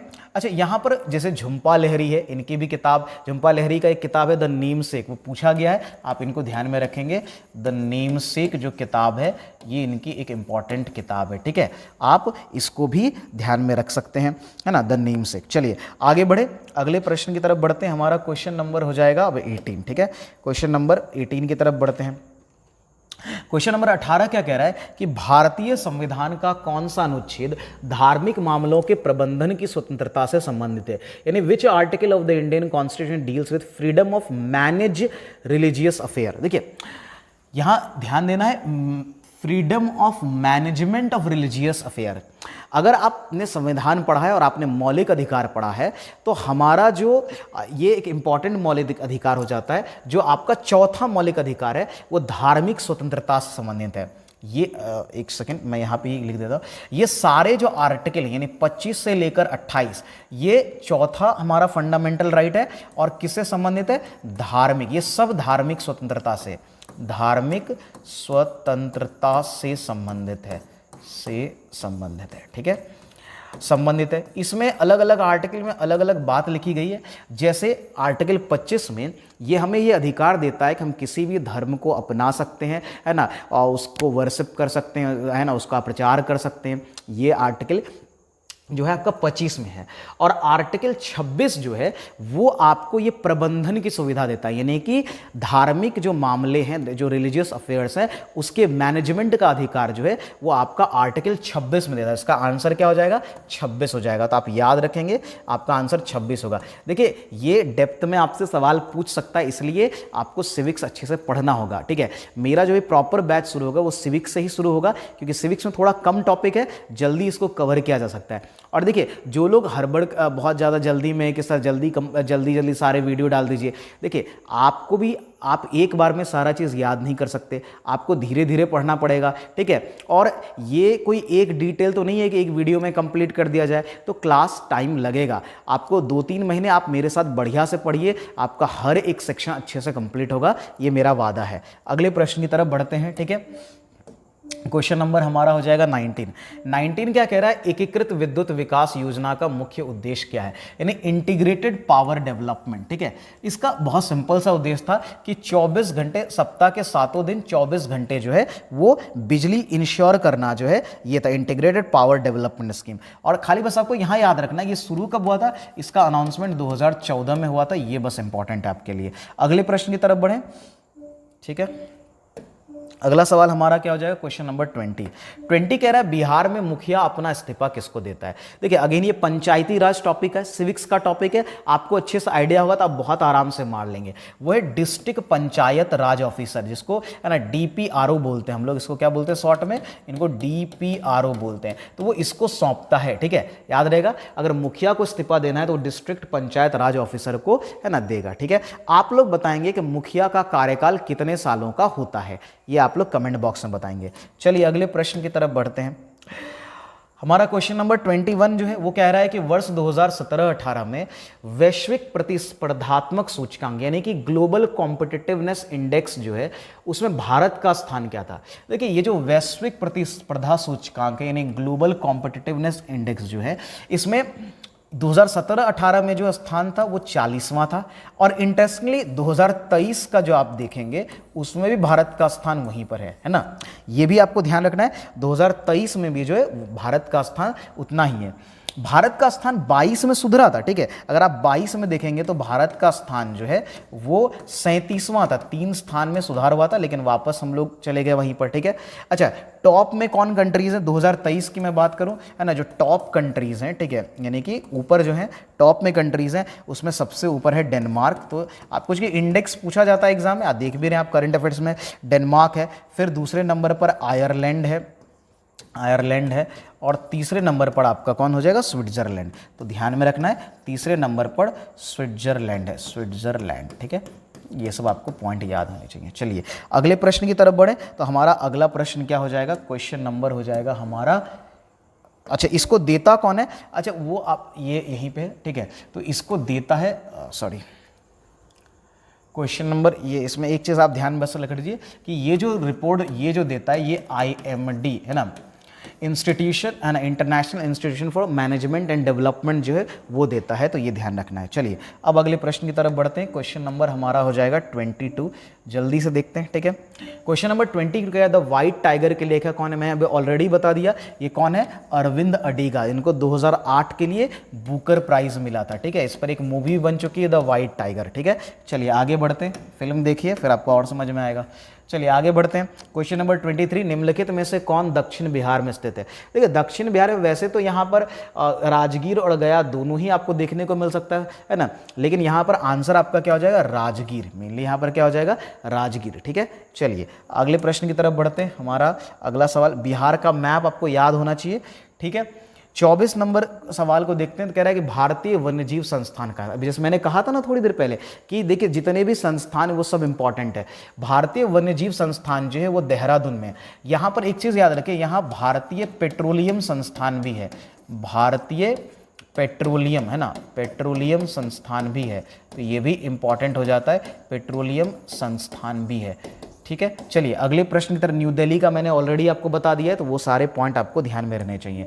अगले प्रश्न की तरफ बढ़ते हैं। क्वेश्चन नंबर हमारा हो जाएगा 25 क्या कह रहा है, भारत में कौन सी मान्यता प्राप्त राष्ट्रीय पार्टी नहीं है। देखिए ऑलरेडी मैंने इस पर भी एक शॉर्ट्स वीडियो आपको डाल दिया है। देखिए ये इसमें कौन सा हो जाएगा, ये तो पुराना समाजवादी पार्टी नहीं है, लेकिन अगर आप वर्तमान में देखेंगे तो ये जो कम्युनिस्ट पार्टी ऑफ इंडिया, अब ये भी राष्ट्रीय पार्टी नहीं है, और आपका ऑल इंडिया तृणमूल कांग्रेस ये भी अब राष्ट्रीय पार्टी नहीं रही, ठीक है। क्योंकि 2023 में जो है इन 3 party, communist party of India, all India Trinamool Congress जो है ना, इन सबको राष्ट्रीय पार्टी से हटा दिया गया है। अब भारत में 6 ही राष्ट्रीय पार्टी हैं। कौन कितनी है, 6 राष्ट्र, अभी जो वर्तमान में है 6 राष्ट्रीय पार्टी है। कौन कौन सा है, एक तो आपका बीजेपी हो गया, एक आपका इंडियन नेशनल कांग्रेस हो गया, एक आपका बहुजन समाजवादी पार्टी हो गया, एक आपका आप हो गया, ठीक है, एक आपका है ना नेशनल पीपुल्स पार्टी हो गया, और एक आपका communist party of India Marxist जो है, बस यही है। क्योंकि अब बाकी पार्टियां जो है वो अब आपके है ना राष्ट्रीय पार्टी में नहीं है, तो ये याद रखेंगे। अगले प्रश्न की तरफ बढ़ते हैं। क्वेश्चन नंबर हमारा हो जाएगा 26, ठीक है। क्वेश्चन नंबर 26 क्या है कि आईने सिकंदरी पुस्तक के लेखक कौन है। देखिए अगेन हिस्ट्री के कुछ किताब पूछे जाते हैं, उसकी एक अलग लिस्ट आएगी, आप वहां से देख लीजिएगा, बाकी आप खुद से भी पढ़ सकते हैं, ठीक है। ये अमीर खुसरो ने लिखी थी आईने सिकंदरी, ठीक है। अगले सवाल की तरफ बढ़ते हैं। क्वेश्चन नंबर हमारा 27 क्या होगा, कह रहा है कि निम्नलिखित में से किस क्षेत्र को डोल्ड्रम की पेटी कहा जाता है, यानी कि बेल्ट ऑफ डोल्ड्रम, ये डोल्ड्रम की पेटी कहा जाता है। किसको कहा जाता है जरा हम लोग समझते हैं। देखिए ये जो है हमारा है ना डोल्ड्रम की पेटी है कौन से रीजन में, ये आपको इक्वेटर वाले क्षेत्र में देखा जाएगा, ये आपको मिलेगा। डोल्ड्रम दरअसल क्या बोलते हैं, ये इक्वेटर के आप 5 डिग्री, आप इक्वेटर जानते हैं, अगर आपको इक्वेटर नहीं पता है तो मैं यहाँ पर एक चीज़ बता दे रहा हूँ। अगर ये पृथ्वी है, ये अर्थ है, तो उसके बीचों बीच एक जो रेखा पास होती है, देखिए ये कोई रियल लाइन नहीं है, एक इमेजिनरी लाइन है, इसको हम लोग बोलते हैं 0 डिग्री लैटिट्यूड। ये जो है इसी को हम लोग इक्वेटर बोलते हैं, इक्वेटर बोलते हैं, ठीक है। इसके ऊपर आपने सुना होगा, इसी को हिंदी में भूमध्य रेखा बोलते हैं, ठीक है। इसके ऊपर जो होता है जिसको हम लोग ट्रॉपिक ऑफ कैंसर, मैं शॉर्ट में लिख रहा हूँ, ट्रॉपिक ऑफ कैंसर, जिसको कर्क रेखा बोलते हैं, और इसके नीचे जो साउथ में जो है वो होता है आपका ट्रॉपिक ऑफ कैप्रिकॉर्न, है ना, कैप्रिकॉर्न। इसके अगेन मैं डिटेल वीडियो लाऊंगा, ठीक है। इसको बोलते हैं मकर रेखा, ठीक है। तो ये चीज ध्यान रखना, ये जो भूमध्य रेखा है इसी के 5 डिग्री ऊपर, 3 थोड़ा ऊपर, 5 डिग्री नॉर्थ और साउथ, ये जो रीजन बनता है, देखिए मैं इसको कलर कर दे रहा हूं, ये जो रीजन बनता है इसको डोल्ड्रम, क्योंकि यहां पर आपको पता है कि सनलाइट डायरेक्टली फॉल करता है, तो जो ये जो डोल्ड्रम की पेटी है ना, ये दरअसल ये ऐसा क्षेत्र है जहां हवा का जो डेंसिटी है बोलिए, या जो एयर है वो लो प्रेशर जोन, इसको हम लोग लो प्रेशर जोन भी कहते हैं, इसको हम लोग क्या बोलते हैं, लो प्रेशर जोन भी बोलते हैं, लो प्रेशर जोन। ये आप ज्योग्राफी में इसके बारे में डिटेल पढ़िएगा, ठीक है। इसको हम लोग क्या बोलते हैं, लो प्रेशर जोन भी बोलते हैं, या यहां पर हम बोलते हैं कि यहां पर बहुत कम, वेरी लिटिल और नो विंड होता है, जिससे क्या होता है कि जो नाविक होते हैं और जो ट्रेडर्स हैं उनको थोड़ी परेशानी होती है, तो इसको डोल्ड्रम यानी बेल्ट ऑफ डोल्ड्रम कहा गया है। अभी आप इतना ध्यान में रख सकते हैं, ठीक है। अच्छा, आपको पता ही है ये ट्रॉपिक ऑफ कैंसर यही भारत से, यानी कि कर्क रेखा भारत के बीचों बीच गुजरती है, 8 राज्यों से गुजरती है। आप लोग अगर पता हो तो आप कमेंट में जरूर बताइए कि भारत के कौन कौन से राज्य से ये जो कर्क रेखा है वो गुजरती है, ठीक है। अच्छा, और साथ में आप लोग एक क्वेश्चन का और भी आंसर करेंगे, कर्क रेखा और ये जो भूमध्य रेखा है और आपका जो मकर रेखा है, ये कितने देशों से पास होती है, ठीक है, ये भी आपको बताना है। चलिए, वैसे इससे रिलेटेड क्वेश्चन आपको आगे मिलेगा आई थिंक। अगले क्वेश्चन की तरफ बढ़ते हैं, क्वेश्चन नंबर 28 कह रहा है कि शिक्षा का अधिकार अधिनियम 2009 जो है 2009, ये लागू कब हुआ था। देखिए, ये जो लागू हुआ था है ना, ये कब हुआ था, अगर मैं बात करूं, ये हमारा 28 है, ये आपका लागू हुआ था अप्रैल 2010 में। आपको पता है कि मुफ्त शिक्षा अनिवार्य की गई है ना, कि जो 14 साल तक के बच्चे हैं उनके लिए मुफ्त शिक्षा का है ना दिया गया है, और ये जो है शिक्षा का अधिकार अधिनियम 2009 में लागू, ये 2009 में आया, लागू हुआ ये अप्रैल 2010 में, तो आपको ध्यान में रखना है, ठीक है। चलिए, अच्छा, आप एक सवाल का भी जवाब दे सकते हैं कि हमारा जो DPSP है, यानी कि राज्य के नीति निर्देशक तत्व हैं, उसके कौन से आर्टिकल में जो है ये अनिवार्य शिक्षा के संबंध में लिखा गया है, ठीक है। आप जरूर ट्राई करिएगा आंसर करने का। अगले प्रश्न की तरफ बढ़ते हैं, सॉरी, तो हमारा क्वेश्चन नंबर 29 हो जाएगा। कह रहा है गंभीरा नृत्य जो है वो किससे संबंधित है।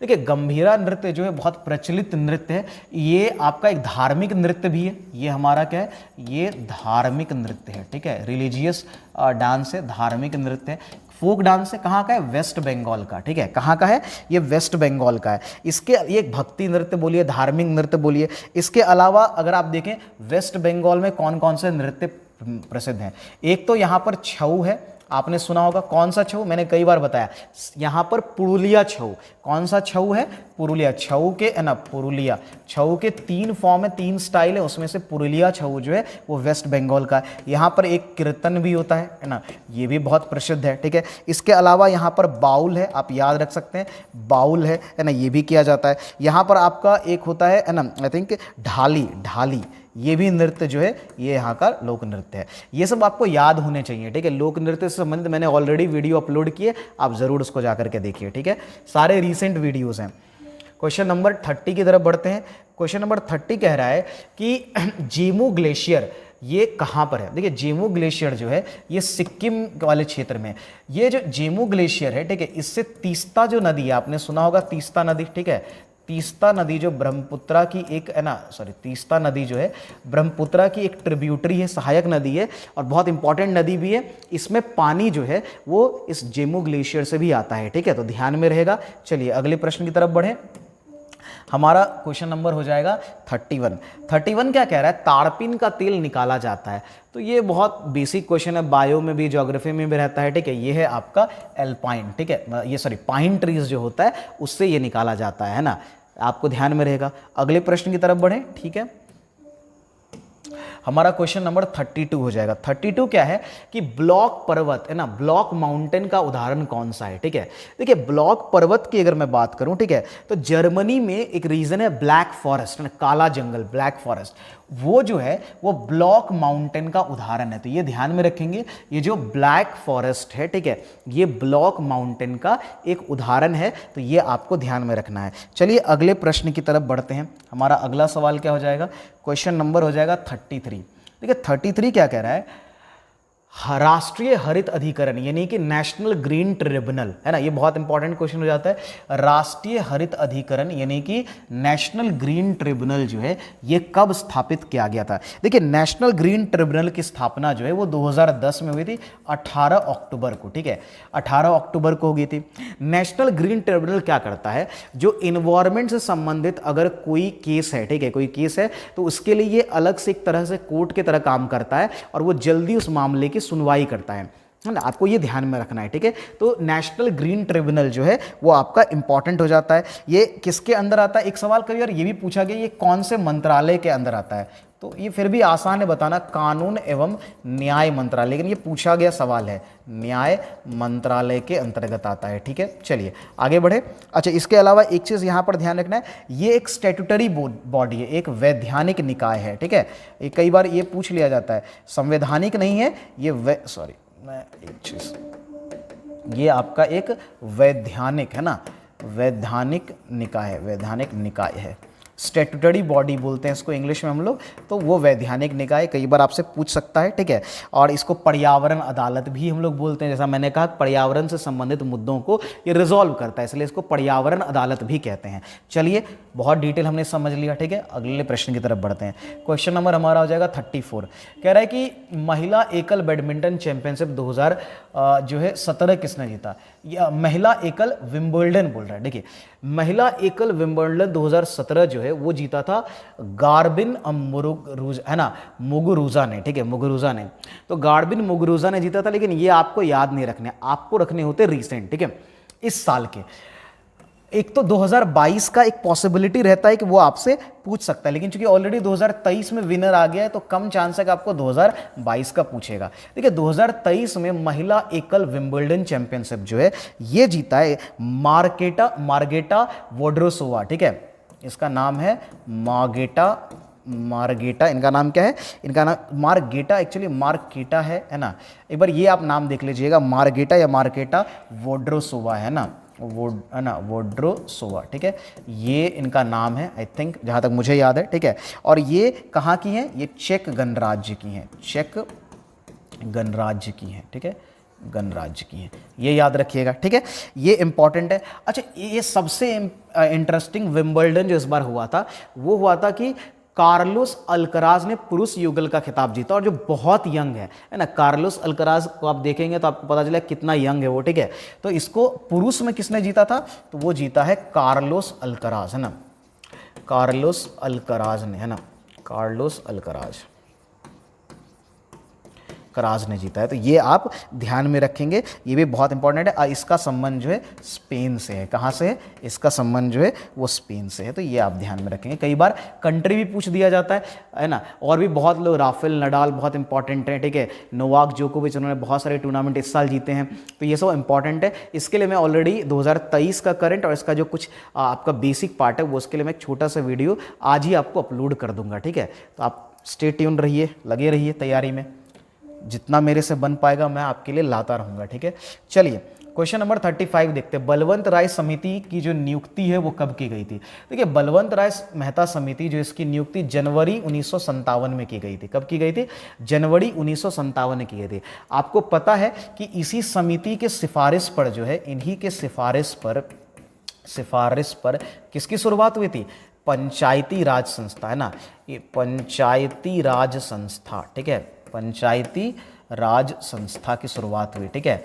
और इन्होंने क्या कहा था कि जो पंचायती राज संस्था है वो त्रिस्तरीय होगी, इसका सुझाव जो है उन्होंने ही दिया था। त्रिस्तरीय जो होगी, कहने का मतलब है कि गांव लेवल पर जो है वो ग्राम पंचायत होगा, फिर ब्लॉक लेवल पर पंचायत समिति होगा, और फिर जिला लेवल पर है ना जो है वो जिला हेड जो होता है वो होगा, ठीक है। बात समझ में आ रही है? तो ये ध्यान रखिएगा। वैसे हम लोग इसके बारे में अलग से डिटेल पढ़ेंगे, ठीक है।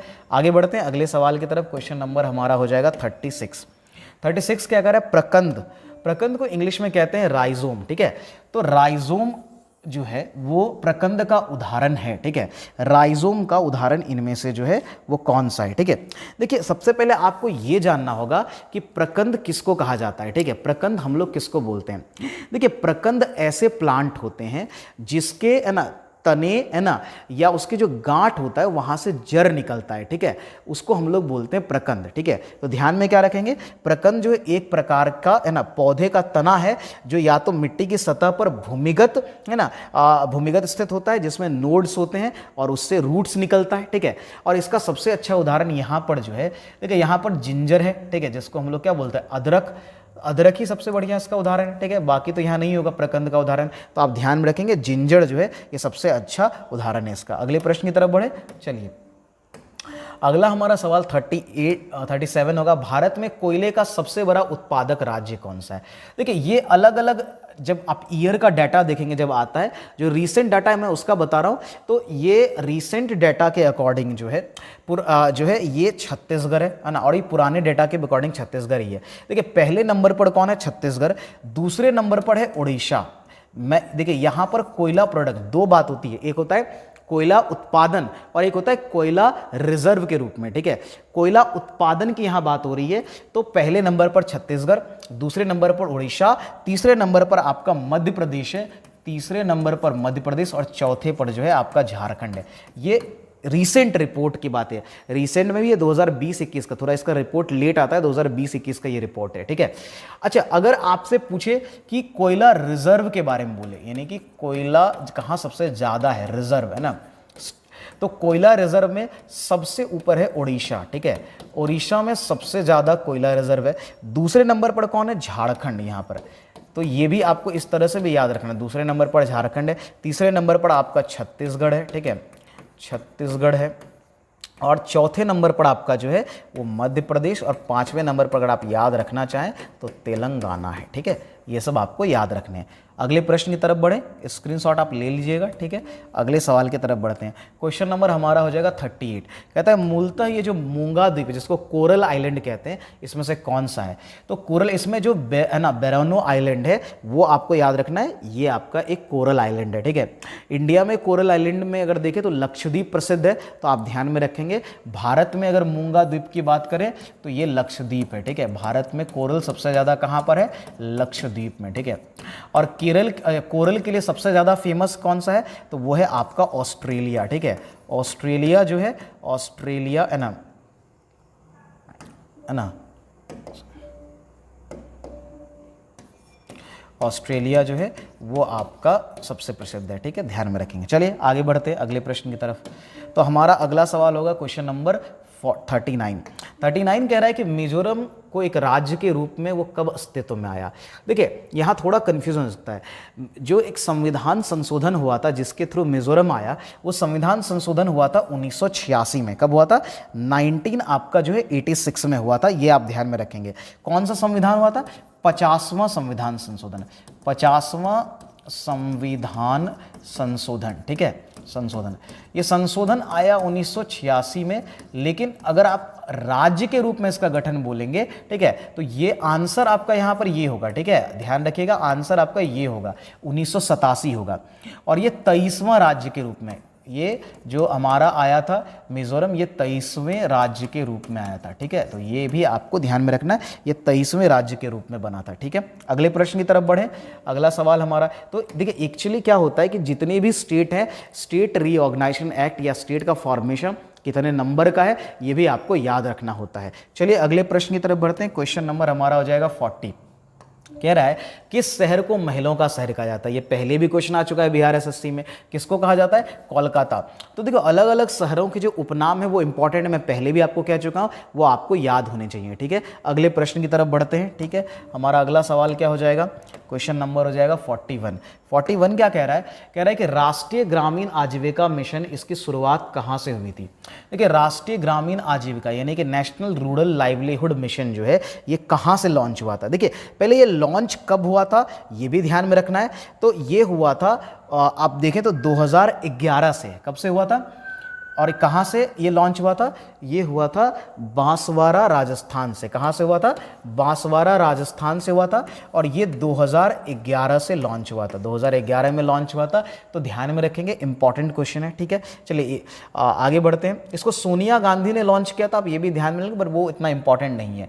कब हुआ था और कहाँ हुआ था ये इंपॉर्टेंट रहता है। ठीक है, हमारा क्वेश्चन नंबर 42 हो जाएगा। सरस्वती सम्मान 2016 से किन्हें सम्मानित किया गया? देखिए सरस्वती सम्मान, जैसा मैंने कहा कि ये जो है सरस्वती सम्मान और साथ में आपका जो है ना व्यास सम्मान, दोनों की शुरुआत जो है वो 1991 में हुई थी और के बिरला फाउंडेशन द्वारा दिया जाता है। ये भी आपको ध्यान में रखना है। वैसे अगर मैं बात कहूँ सरस्वती सम्मान और व्यास सम्मान में बस एक फ़र्क है, सरस्वती सम्मान अलग अलग भाषाओं के लिए दिया जाता है, व्यास सम्मान केवल हिंदी के लिए दिया जाता है। तो ये डिफरेंस बस याद रखेंगे आप। ठीक है, तो सरस्वती सम्मान जो है ये दिया गया था, किसको दिया गया था? तो ये दिया गया था महाबालेश्वर सेल को। ठीक है, तो उनको दिया गया था। उनका उपन्यास आया था हथवन। इनका उपन्यास क्या था? हथवन। ये कोंकणी राइटर हैं, ये भी याद रख सकते हैं आप, इसको कोंकणी राइटर हैं, इनको दिया गया था। आपके लिए अगेन ये उतना इंपॉर्टेंट नहीं है, बट आपके लिए रिसेंट जो है वो इंपॉर्टेंट, जैसे 2021 का और 2022 का, ये दोनों इंपॉर्टेंट है ना।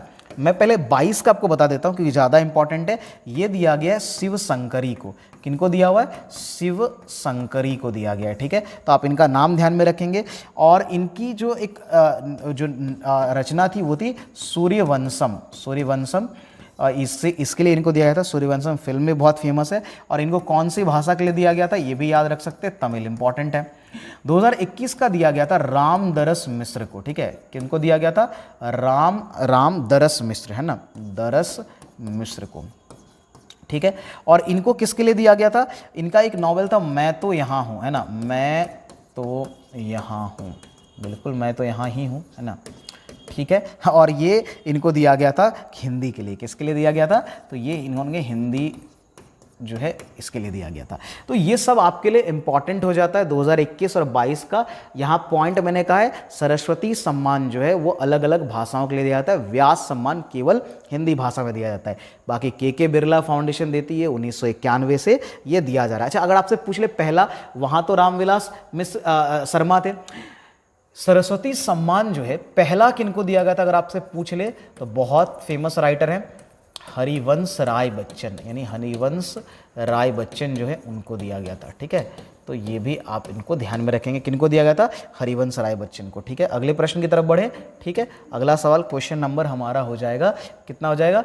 ये हो जाएगा 43। 43 क्या कह रहा है? भारत में नेशनल मल्टी कमोडिटी एक्सचेंज का मुख्यालय कहाँ पर है? देखिए ये अहमदाबाद में, आप इसको याद रख लीजिए। अगेन मैंने हेडक्वार्टर की बात की, हेडक्वार्टर आपसे पूछा जाएगा। और ये देखिए ये एक दिन का पेपर है जिसमें से 2-3 हेडक्वार्टर आपसे पूछ लिए। ठीक है, तो ये बहुत इंपॉर्टेंट है ये सारे। ठीक है, आगे बढ़ते हैं, क्वेश्चन नंबर 44 देखते हैं।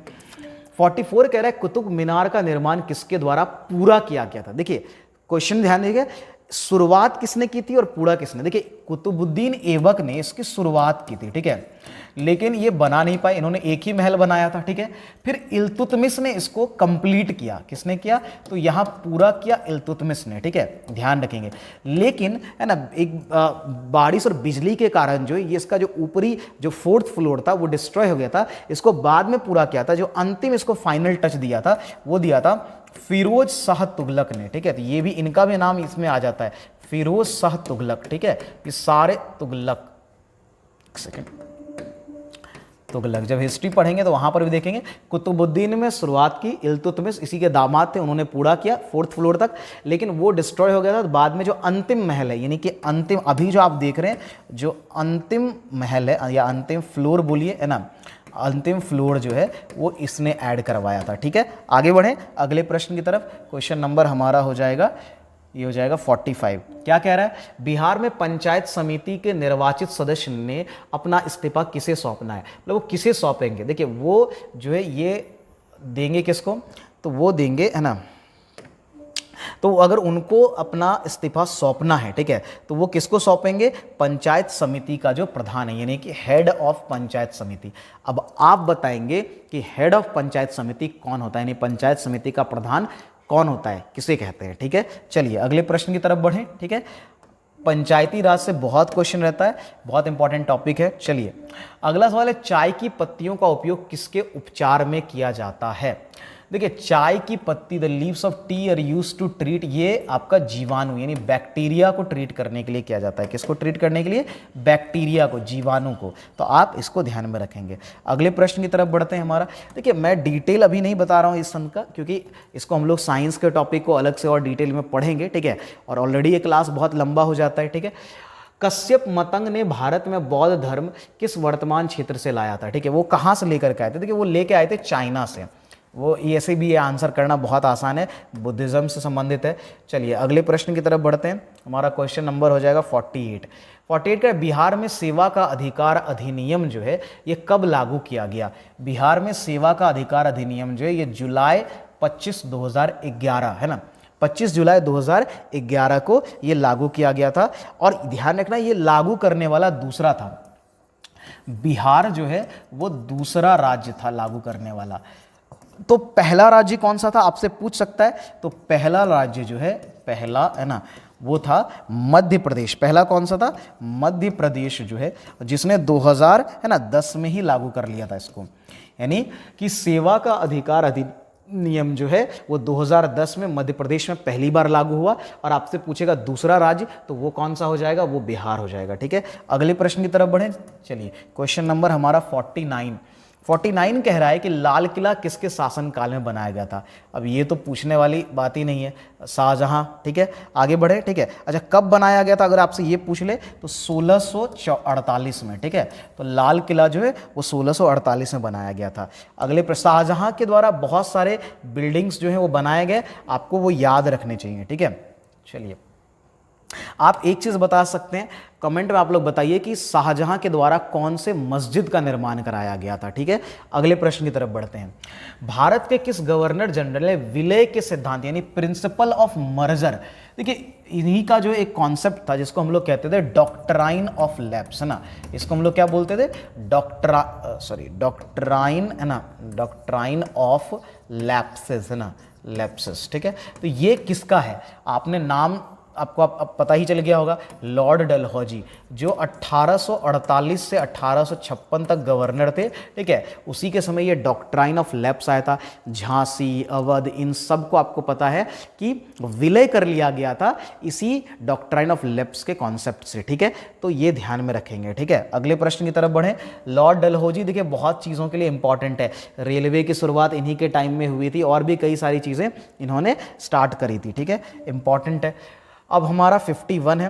51 कह रहा है भारत में रजत क्रांति किस क्षेत्र में। मैंने क्रांति से रिलेटेड ऑलरेडी बिहार एसएससी के प्रीवियस वीडियो में बहुत डिटेल जो है बता दिया था। तो रजत क्रांति का संबंध जो है वो एग से है, यानी सिल्वर रेवोल्यूशन। वहीं अगर आपसे सिल्वर फाइबर पूछता तो वो कॉटन से रिलेटेड होता। ठीक है, और मैंने ये भी बताया था रजत क्रांति के जनक कौन है, वो इंदिरा गांधी हैं, ये मैंने ये सब बता दिया है ऑलरेडी। ठीक है, तो इंदिरा गांधी, वो आप प्रीवियस जितने भी हुए हैं क्लास सबको आप ज़रूर देखिए, नोट्स ज़रूर बनाइए, तभी आपका फायदा होगा, यानी ये देख करके काम नहीं चलने वाला। 52 क्या कह रहा है, संविधान में कानून द्वारा स्थापित प्रक्रिया यानी कि प्रोसीजर स्टेब्लिश बाय लॉ जो है कहाँ से लिया है। संविधान का सोर्स बहुत इंपॉर्टेंट हो जाता है कि हमने जापान से क्या लिया, हमने ब्रिटेन से क्या लिया, हमने ऑस्ट्रेलिया से क्या लिया, हमने साउथ अफ्रीका से क्या लिया। तो ये बहुत इंपॉर्टेंट टॉपिक है। अगेन इसकी एक डिटेल वीडियो मैं ला करके दूंगा, क्योंकि यहाँ सबके बारे में बता पाना पॉसिबल नहीं है। ठीक है, तो आप अभी इतना ध्यान रखें, ठीक है, कि जापान से हमने क्या लिया था, प्रोसीजर स्टेब्लिश बाय लॉ लिया था, यानी कानून द्वारा स्थापित प्रक्रिया। आप ब्रिटेन से जानते हैं, यहाँ पर आपने जो है सिंगल सिटीजनशिप, आपने पार्लियामेंट, आपने रीट्स, आपने बहुत सारी चीज़ें यहाँ से ली, तो आपको वो सब ध्यान में रहना चाहिए। ठीक है, खैर उसके लिए अलग से वीडियो भी आएगी, बाकी आप खुद से भी पढ़ सकते हैं अगर आपके पास कोई बुक है अवेलेबल है, ठीक है। चलिए क्वेश्चन नंबर 53 कह रहा है कि चंद्रमा से पृथ्वी की औसत दूरी कितनी है। भाई अगर ऑप्शन को देखेंगे तो ये 3,84,365, क्योंकि वो 3,84,400 के आसपास है, तो आप इसको यहाँ पर नज़दीकी ऑप्शन यही है। अगले प्रश्न की तरफ बढ़ें, ठीक है। अगला सवाल हमारा हो जाएगा क्वेश्चन नंबर 54। ये क्या कह रहा है, बिहार की कौन सी महिला भारतीय राष्ट्रीय सेना यानी आज़ाद हिंद फौज में शामिल हुई थी। देखिए इनका नाम था आशा सहाय, ये बहुत इंपॉर्टेंट है, ये भी याद रखिए, बिहार के एग्जाम के लिए इंपॉर्टेंट होता है। और मात्र 16 वर्ष की उम्र में वो शामिल हुई थी, ये भी एक इंपॉर्टेंट बात हो जाती है, ठीक है। चलिए अगले प्रश्न की तरफ बढ़ते हैं। बिहार का इतिहास जल्दी हम लोग पढ़ेंगे, ठीक है। अगले प्रश्न बढ़ते हैं 55 कह रहा है कि इंद्रावती टाइगर रिजर्व, कई बार एग्जाम में पूछा गया सवाल है, इंद्रावती टाइगर रिजर्व कहाँ से, वो छत्तीसगढ़ से है, ठीक है। तो ये हमने टाइगर रिजर्व को भी अगेन मैं जल्दी ही उसका वीडियो ला रहा हूँ, ठीक है, जिसमें आपको सारे राष्ट्रीय उद्यान, नेशनल पार्क, वन्य जीव अभ्यारण्य, वाइल्ड लाइफ सेंचुरीज और आपका जो है टाइगर रिजर्व उसमें शामिल रहेगा, ठीक है। आज का क्लास जो है हम लोग यहीं पर ख़त्म करते हैं, ठीक है। ये आपका 55 क्वेश्चन था जो हमने डिस्कस कर दिया, तो आज का क्लास हम लोग यहीं ख़त्म करेंगे। बाकी आप लोगों को वीडियो अच्छा लगा तो वीडियो को लाइक, कमेंट और शेयर ज़रूर करिए, है ना। और बाकी आपके लिए PYQs के जो हैं और सारे वीडियोस आते रहेंगे, ठीक है। जितने भी जो बिहार SSC के PYQs हैं, बिहार दरोगा का है, वो सब आपका एक एक करके अपलोड होगा। चैनल से जुड़े रहिए, थोड़ा इंतज़ार करिए, अच्छे से पढ़ाई करिए। धन्यवाद।